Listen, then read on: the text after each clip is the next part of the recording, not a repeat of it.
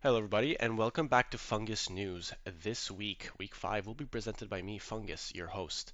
Now, this week's matchups, I would say, were not nearly as entertaining as the last week's.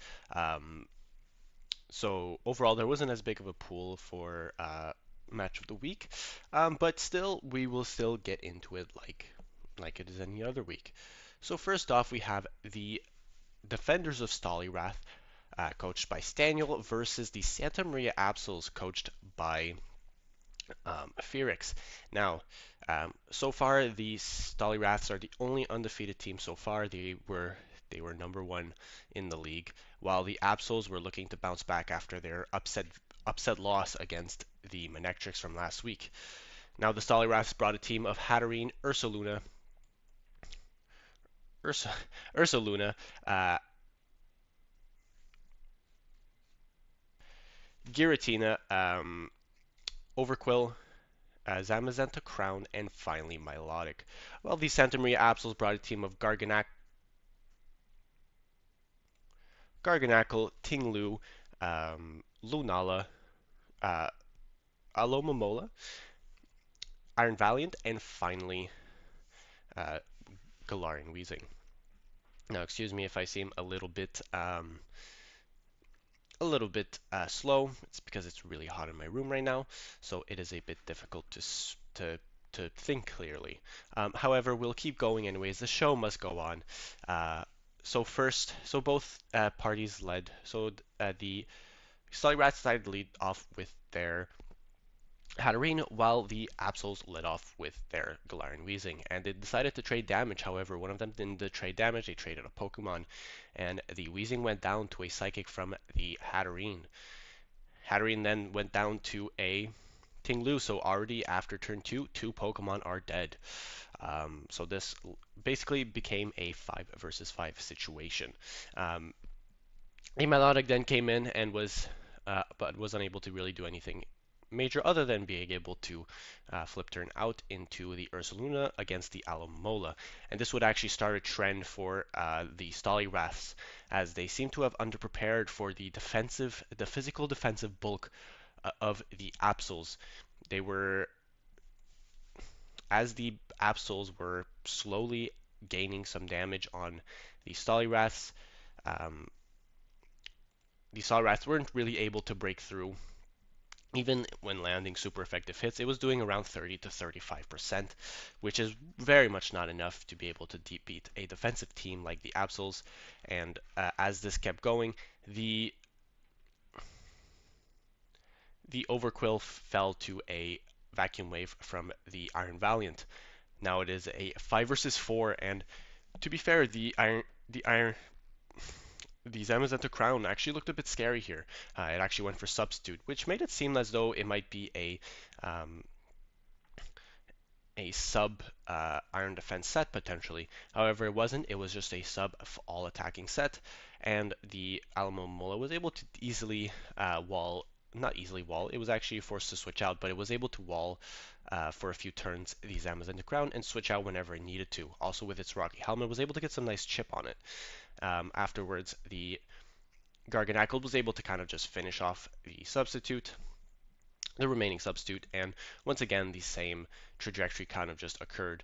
The Stolyrath just not really being able to break through the Santa Maria Absols, their team just not having enough power on the special side really to be able to break through, and eventually the Zamazenta, the biggest threat on the Stolyraths, went down. Afterwards, the Ursaluna was actually doing some pretty good work here, however, did go down to the Tinglu, and kind of the same thing here. The Giratina Origin was just unable to do any form of meaningful damage and went down, and didn't really go down.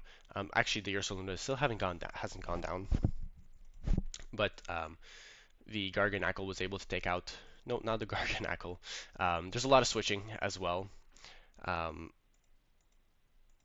After a few turns, yeah, the Garganackle was able to take out the Milotic. Here comes the Giratina Origin, but is just unable to take out the uh, the Garganackle, but was able to take out the Yellow Momola, which is good. It allows Stan to have a bit more differential, but afterwards the Iron Valiant just comes in and is able to clean up the rest with Moonblast. So a very good win from the Absols. Seems as though they just like trading wins and losses, but at the end of the day, they did beat the number one team at the moment and did it in very dominant fashion. So good on them. And the Solid Rats are still in a very good position. So even though they lost this week, they are still in a very strong position to make playoffs and potentially even get the bye week.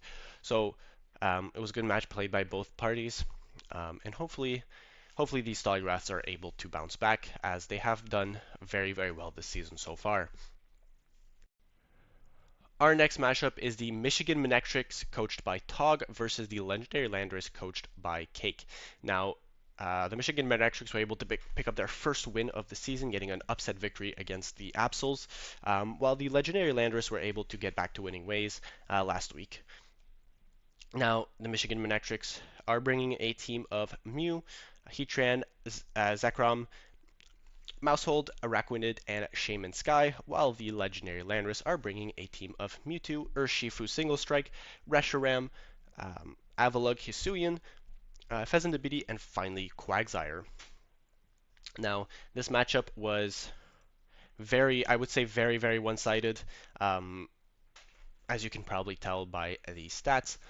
But they both started off with obviously a Pokemon. The Legendary Lander started off with a Pheasantipity, while the Michigan Manectric started off with their Mousehold. Now, immediately the Legendary Landers switched in their Avalugg, pretty much showing that that Avalugg is meant to switch into Mousehold. It also has Rocky Helmet, so if ever it goes for Population Bomb, it will do big damage to itself.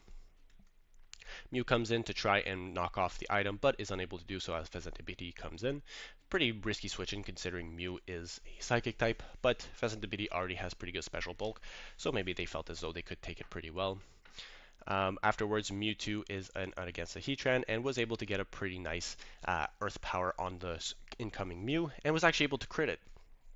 Weirdly enough, though, the Legendary Landers, instead of going for the kill, decide to switch out into their Avalugg, which actually the Mew was going for a Volt Switch. So that was a very bizarrely good prediction from them.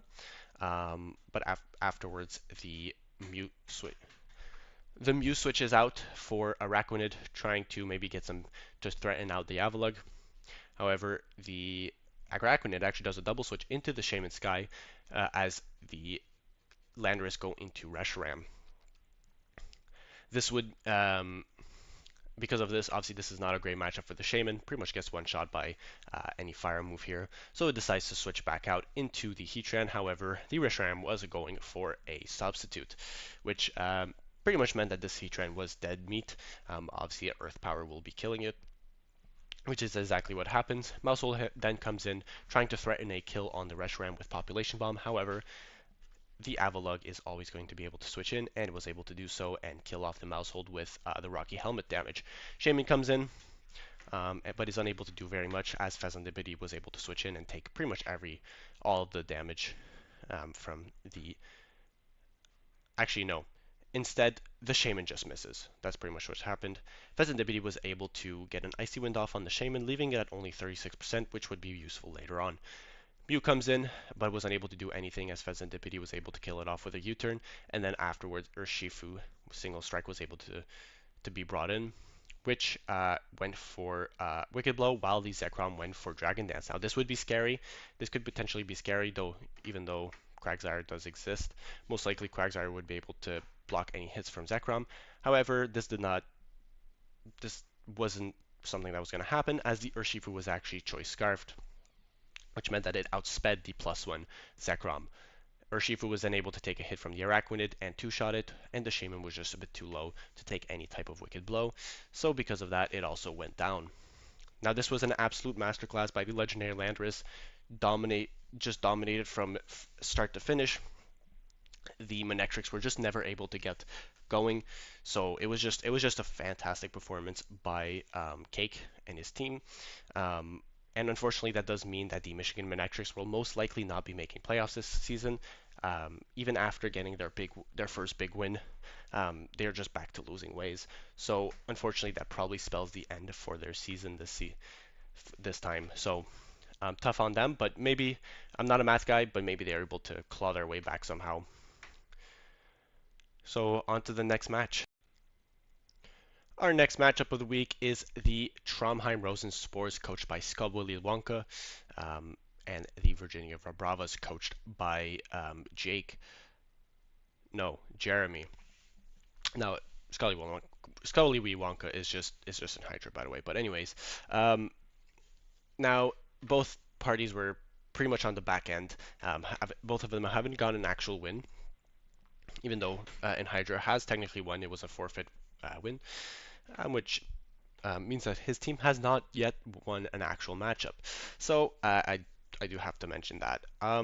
So yeah, they were both looking for a win to try and maybe get into playoffs. Obviously, the Bravos kind of just need to win out at this point, and try to get a bit lucky.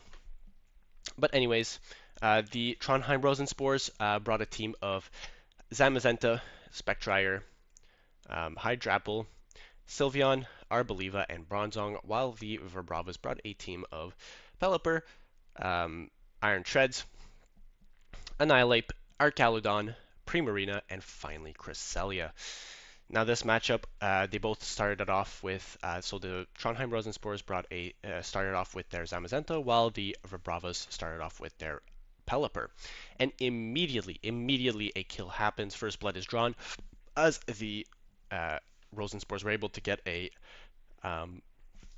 wild charge off on the Pelipper, starting them off incredibly well. And they keep their lead going by being able to do 97% of the oncoming Arcaludon. Arcaludon was able to finish off the Zamazenta with a charge shot, or was it's the electro shot instead. Charge shot is a terrible move. Arcaludon switches out into Primarina, but took 49% from a Shadow Ball, and at this point, it does seem as though the Trondheim Rosenspors got off to a very strong start. The Arboliva came in, but wasn't able to really do much. Leaf Storm just kind of killed off the Arcaludon, which was already at 3%, and the Annihilate then came in and was actually able to get a crit on the Spectrier, which actually mattered quite a bit, and you'll see why later. Then the Sylveon came in and wasn't able to do much, as the Iron Chest was able to switch in pretty easily. The Bronzong was then able to actually put the Annihilate to sleep, but then the Cresselia came in and started setting up Calm Minds, and at this point, the Trondheim Rosenspors was just really unable to break through that Cresselia's defenses, and the Cresselia was able to finish off the match. So that's actually a big win for the Virginia Bravas. I don't know if it's going to get them a spot in the playoffs potentially, but it does mean that they actually get a win this season at the very least. So congratulations to them. And unfortunately, this does mean that the Rosenspors kind of just lost almost any chance of making playoffs. It's very unlikely at this point, unless, again, if they get lucky. So that is very unfortunate for them. But yeah, good on the Verbravas getting their first win. We'll go on to the next match. Our next matchup is the London Vespiqueens, coached by Jake, versus the Ellesmere Eternals, coached by Kung Fu Panda. Now, the London Vespiqueens haven't gotten a proper win in the season yet, so they were looking to get that this week, while the Ellesmere Eternals were looking to keep their three-match winning streak alive against the Vespiqueens. Now, the Vespiqueens brought a team of Palafin, Giratina Altered,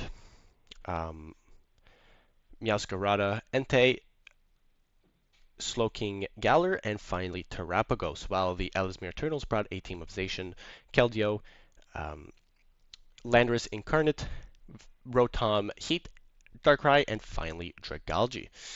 Now the Ellesmere Eternals started off with their Landorus, while the Vespiquen started off with their Palafin. And immediately the Landorus was actually able to pick up a kill on the Palafin with an Earthquake, revealing that it's actually physical this week, which is very unorthodox, but works from time to time. The Meowscarada comes in and goes for a triple axle, but actually took 50% from it, as the Rotom Heat was Rocky Helmet, which came in. The Rotom Heat then was able to get a Volt Switch off, and into the Landorus, which actually went for Earthquake, killing off the Meowscarada, which was absolutely insane considering it's a resisted hit. But Meowscarada is a pretty frail Pokemon overall, so I guess I can't be that surprised. After Landorus came in, a Extreme Killer Entei came in, actually with Terra Normal, which meant that that extreme speed was going to do a lot of damage, which actually did. The Rotom Heat almost died, took 48% from the extreme speed and was promptly finished off. Now the Landorus came back in and was able to scare out the Entei as the Giratina came in. However, Dragalge came in, and even after a Draco Meteor, which actually only did around 35%, which is just insane, it looked like Giratina was actually going to be in position to sweep as it actually had a weakness policy, which was a very interesting set from the Vespiquen. However, the Dragalge actually was running Haze, and as the Giratina went for rest, the Dragalge got rid of all those stat changes. So the Giratina was forced to switch out.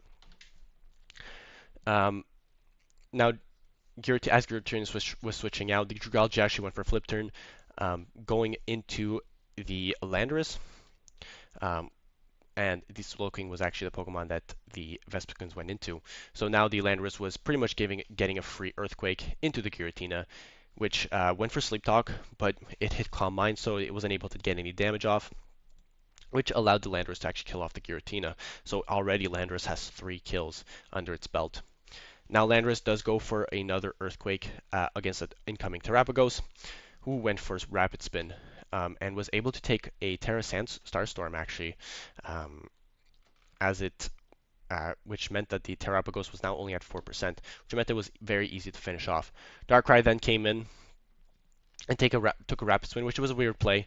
I'm not really sure why they went for Rapid Spin instead of just Terra Starstorm. I'm pretty sure it just outspeeds everything anyways.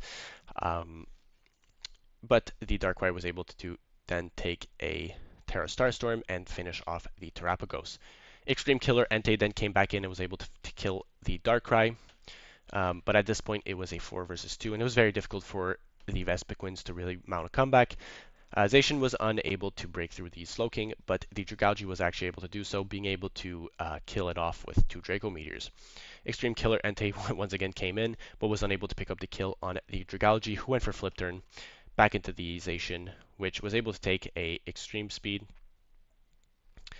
with its Chillin Berry, which I don't even know what that does. I'm guessing it reduces the damage of priority moves, which is very good foresight on the Ellesmere Eternal's part, and was able to finish it off with a close combat. So a very good win by the Ellesmere Eternals. They're able to keep their win streak alive, going 4-1, while the Vespiquen keep their losing streak alive, going 1-4. But yeah, very good performance by the Ellesmere Eternals. Now on to the next match. Our next matchup is the Russian Rapidashes coached by Martin versus the All-Seeing coached by Renalyn. Both of them have gone 2-2 in their runs, so they were both looking to get a win to try and push them into that playoff picture. So the Russian Rapidashes brought a team of Skeledirge, Corviknight, Screamtail, Deoxys Normal, Greninja, and finally Brambleghast. And the All-Seeing brought a team of Lugia, Mimikyu, Gastrodon, Galarian Zapdos, or no, that's his. Yes, Galarian Zapdos, Kyurem Black, and finally King's Gambit. Now this matchup was very one-sided. Immediately the Rapidashes were able to pick up a kill on turn 2 against the King's Gambit. However, the Greninja, who was able to pick up that kill, actually was paralyzed by the King's Gambit's Thunder Wave.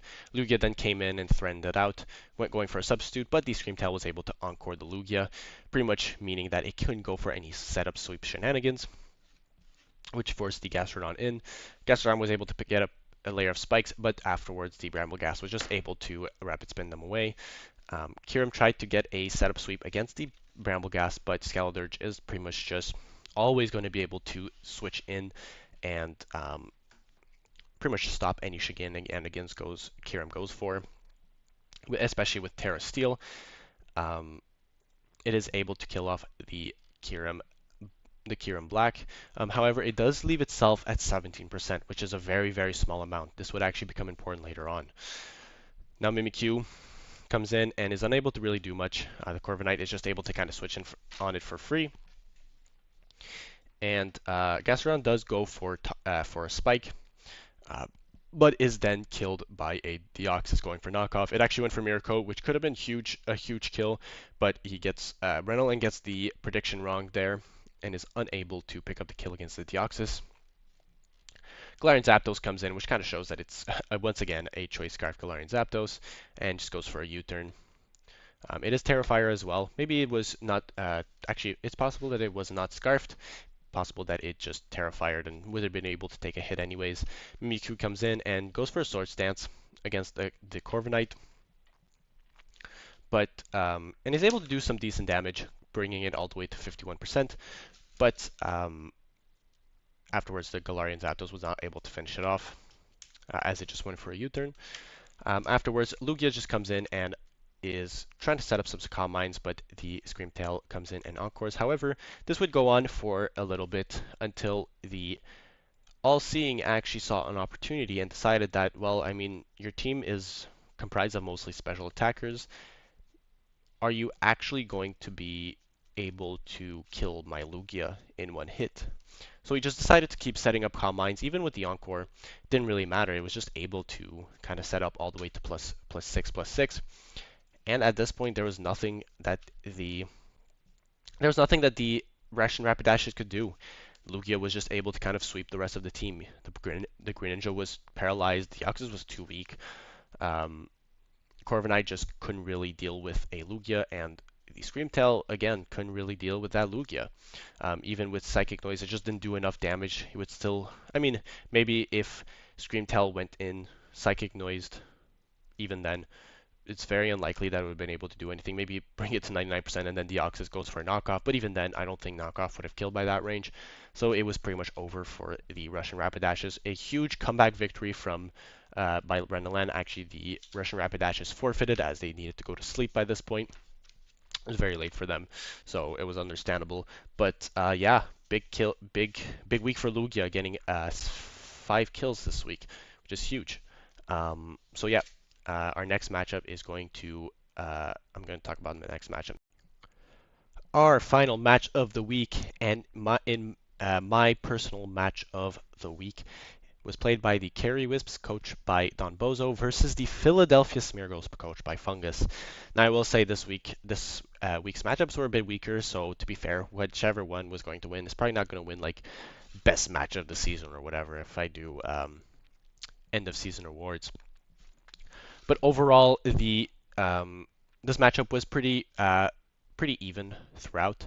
However, let's talk about what each team brought. So first off, we've got from the Carry Wisp, we got the Rillaboom, Sneasler, Blastoise, Magearna, Dragapult, and finally Uxie, while the Smeargles brought a team of Cryogonal, Ogerpon Heartflame, Gliscor, Dialga Origin, Fluttermane, and finally Noivern. Now, the Carry Wisps decided to start off with their Dragapult, while the Smeargles decided to start off with their Gliscor, as the Smeargles went for a Protect to try and get that Toxic Orb, and maybe scout out whatever the Dragapult went for. The Carry Wisps actually went for a Substitute, which meant that the Smeargles were already on the back foot. However, due to an oversight from the Carry Wisps, they actually did not bring Dragon Dance. They brought Double Edge instead. So because of that, there was no setup opportunities for the Dragapult, which was very unfortunate for the Carry Wisps. And the Gliscor was just kind of able to sit and take the damage while also going for an Earthquake. Now the Rillaboom was able to come in, but wasn't able to do much damage as it just went for a U-turn against the Noivern, which pretty much just took it super well. Noivern was able to then U-turn off on the Blastoise, and a very good play from the Smeargles. Was able to switch in on the Blastoise going for Rapid Spin. The Noivern actually went for Spikes at some point, so the Carry Wisp were looking to try and get rid of those Spikes, but wasn't able to do so due to the bold play from the Smeargles. The Carry Wisp then switched into their Magirna, which was seemed to be the dedicated switch in for the Fluttermane, which took a lot of damage, took 33% from it. But obviously, due to the grassy terrain, it was able to kind of heal off some of that damage. Afterwards, after a plane split on the Magirna from the not on the Magirna, from the Magirna onto the Fluttermane, Fluttermane switched out into Ogre Pawn Heartflame, which was able to scare out the Magirna into the Uxie. After a few switches, the the Smeargles were able to get a very favorable matchup with the Fluttermane being in on the Uxie and was able to actually kill off the Uxie. Now, after the Rillaboom came in, this scared off the Fluttermane and was able to go into Turtle Nuts, which surprisingly enough went for high horsepower. After the Noivern U-turned out from the Blastoise, another bold play the from the Smeargles turned out to be a bit of a misplay, as the Fluttermane took heavy damage from a flip turn from the Blastoise and was then finished off by a Scarf Sneasler. A few switches occurred, and not a few switches actually. Just one switch occurred. The Noivern was in on a Rillaboom, and then the Noivern actually went for a U-turn going into the Ogrebon Heartflame, which was able to do big damage to the Blastoise, which meant that the Spinner, the Carry Wisp's only form of hazard removal, was now very much weakened. So those spikes were most likely going to be staying on for the rest of the game. The Sneasler came in as the Blastoise went for Flip Turn. But afterwards, the Smeargles just kind of went into their Gliscor and was very clearly just going to be able to take a lot of hits. This pretty much set the pace for a lot of the rest of the match. Gliscor just kind of sat on the Rillaboom for a little bit, was able to protect and get some more HP back, but was unable to get a favorable matchup as the Rillaboom U-turned on the Noivern that was coming in, and actually the Dragapult was able to switch in on the Noivern. This turned out to be quite a dangerous position for the Smeargles if the Noivern was unable to live, which would be very likely in its current state. They would lose their Noivern. However, the Noivern was actually Terra which meant that it was able to take a Dragon Dart and finish off the Dragapult, which was a huge kill for them. The Smeargles decided to keep their Noivern maybe for sack fodder later on, and just switched into their Gliscor. Gliscor was able to finish off the Blastoise, who was potentially trying to Rabbit Spin away the hazards before it dies, but was unable to do so as the Gliscor was faster than it, and the Rillaboom came in afterwards to try and maybe get some damage on the Gliscor, but the Gliscor was kind of bulky, so it was just unable to really do so.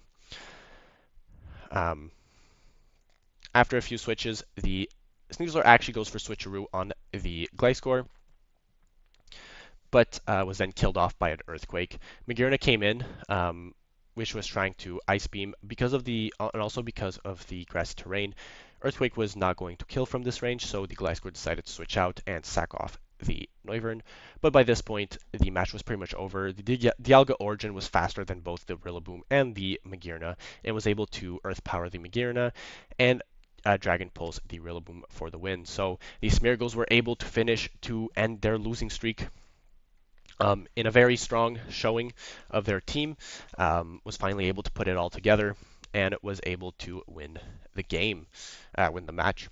So very good showing from the Smeargles. The Carry Wisps are now looking a little bit worse off for playoffs, but they have been doing quite well this season. So it's very it's very possible that they still make playoffs.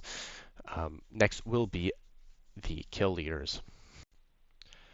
So in the 10th position, just barely hanging on to its spot, is the All-Seeing's Galarian Zapdos, picking up another kill this week, I believe, bringing its total to 6 kills, 2 deaths, and a +4 differentials. It's played in 5 games, so it's gone it's gotten at least more than 1 kill each match.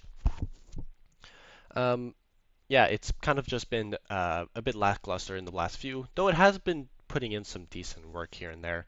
It's not like it's been doing absolutely nothing. Even though it hasn't been picking up the same amount of kills. Next up, we got the legendary Landorus's Hisuian Avalugg in ninth place with 6 kills, 1 death, with a +5 differentials, and it's been played in 4 games, so it has a slightly better average uh, than the Galarian Zapdos. But in general, hasn't really been able to pick up many kills ever since this week 2 performance. Kind of just so many Pokemon got 4 kills in week 2. A lot of them are still going to just be here anyways, as most Pokemon haven't been able to get huge amounts of kills since then. Next up in 6th place is once again the legendary Landorus with their Mewtwo with 7 kills, 2 deaths, +5 differentials, and 5 games played. Just hasn't It's just been able to pick up kills here and there. Wasn't able to pick up the kill this week, but it actually just didn't really land on the field all that much. Um, this week only really went on the field twice and was able to do some big damage though, so it wasn't like completely useless this week. Next up, we got the Santa Maria Absols um, Iron Valiant with 7 kills, 2 deaths, +5 differentials, and 5 games played. It was able to it has been on the list before, but was able to bring itself back as it was able to pick up 3 kills this week. So it was able to get itself back on track with the onto the kill leaderboards, which is not surprising. Iron Valiant's always going to be a very good Pokemon. Next up, we got the Ellesmere Eternals.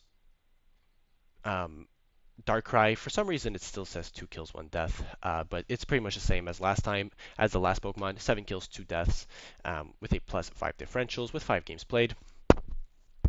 Um, wasn't able to pick up any kills this week. Actually, it was able to pick up 1 kill this week, which is why it was able to kind of stay in this spot. I'm pretty sure it was in 5th place last week, so it did kind of drop down a little bit, but no shame there. It's still doing well. It's doing better than the Galarian Zapdos, anyways. Um, next up, we got in 5th place is the Defenders of Staliwrath's Giratina Origin. Was able to pick up a kill this week, but it did pick up its first death as well, so it does bring its total to 7 kills, 1 death, +6 differential in 5 games played. Again, just kind of picking up kills, pretty much at least 1 kill every week. So it's just been slowly building its kill stats as we go along. Next up, we got the Carry Wisps Magearna with 8 kills, 3 deaths, a +5 differentials, and 5 games played. The Magearna was able to only pick up 1 kill this week, so it's why it's dropped from 2nd to 4th. But it is a much lower drop than the Mewtwo, which it shared its positioning with last week, just due to that 1 kill it was able to pick up. Next up, we got the Santa Maria Absols Garganacle with 8 kills, 2 deaths, a +6 differential with 5 games played. It was able to pick up, I think, 2 kills this week, so it was able to bring its total from 6 to 8, and didn't die this week as well. So it was able to kind of stay. It was able to. It doesn't have to share its positioning with Magearna. Now I will say I didn't mention it during my review of the match, but I will say the Santa Maria Absols kind of just bring the same team every single time, which I do believe will make them very predictable in the future. So they'll have to be careful about that. And I do think these kill leaders kind of show that a little bit. But anyways, at the end of the day, Garganacle has been very successful. Next up, we got the Philadelphia Smeargles Fluttermane. It's been dethroned. It's no longer in first place with 9 kills, 4 deaths, and a +5 differentials with 5 games played. Just hasn't been able to pick up that many kills in the last 2 weeks. A little bit of spoiler there. But anyways, let's just move on. The All Seeings has been able to take that top spot. Actually, this is the first time Lugia has been in the top 10, and it debuts at number 1. So good on it. It was able to pick up 5 kills this week, so that means it was at 4 kills and 3 deaths. So it was able to pick up a huge boost in its kill leaders, and was able to pick up first place. And actually, this is the first time the Philadelphia Smeargles haven't been in first place. So yeah, honestly would rather see the Philadelphia Smeargles at first. I liked it. I liked it like that. But anyways, now we'll talk about our MVP of the week, and I think this is pretty obvious, but it is that Lugia.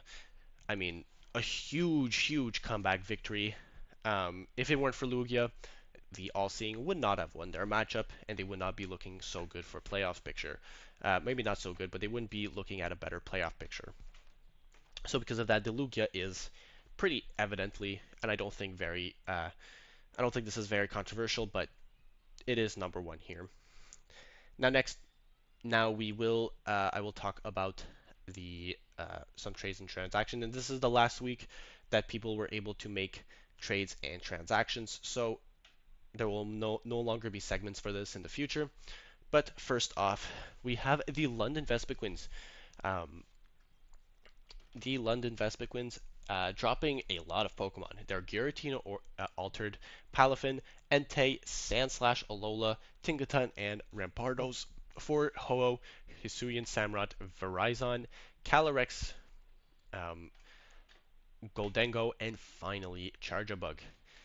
Also, the Virizion and the Calyrex will be their new Terra captains. I will say this is a very drastic switch, but I do think it's necessary as the London Vespiquens haven't been able to find much success with their team. So in reality, I do believe this is a good switch. I am surprised to see the Entei being dropped, but to be fair, if you're getting Ho-Oh, what's the point of having an Entei? And to be fair, this seems like a pretty solid lineup. I mean, Hisui and Samurott and Goldengo obviously work incredibly well together. Ho is going to love having that setup as spike supports that spike support. I will say I don't particularly like having two one point Pokemon, but to be fair, Calyrex, I mean, it's not a very good Pokemon anyways, but it is in terms of the one cost Pokemon, it is fine, I guess. You're never going to use it, but it's like not the worst option ever. And then Charjabug does get Sticky Web, so I guess that's okay. Um, and Verizon is fine. It's not the best Pokemon, but I mean, I guess there's only so many options that you have. But I do think this is a good change. I mean, to be fair, Rampardos wasn't going to be brought, and Alolan Sandslash never felt like a solid member of the team. So I do think this is a good switch overall. Ho is obviously a much better Pokemon than Giratina or Altered, though to be fair, I actually did want to pick up Giratina Altered um, as my original plan. But either way, I digress.